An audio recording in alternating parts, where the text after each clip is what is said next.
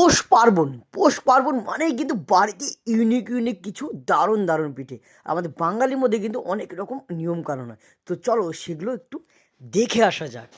সবাইকে মকর সংক্রান্তির শুভেচ্ছা। তো বাড়িতে আমাদের কিন্তু আজকে ভোরবেলা উঠে গেছি আমরা। আর এখানে কিন্তু আমাদের হবে আজকে অনেক নিয়ম কানুন। চালের গুঁড়া এবং জল দিয়ে মিক্স করে একটা সুন্দর একটা পেস্ট তৈরি করে এটাকে কিন্তু আমাদের আগে ঠাকুরকে অর্পণ করতে হবে।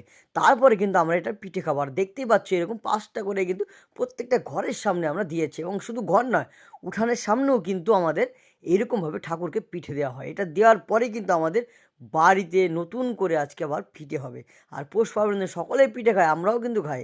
তো গাইস, তারপরে কিন্তু শুরু হয়ে গেল বাড়ির ইউনিক কিছু পিঠে। আর এই পিঠেটা কিন্তু বানাতেই হবে, এই পিঠেটা না বানালে কিন্তু হবেই না।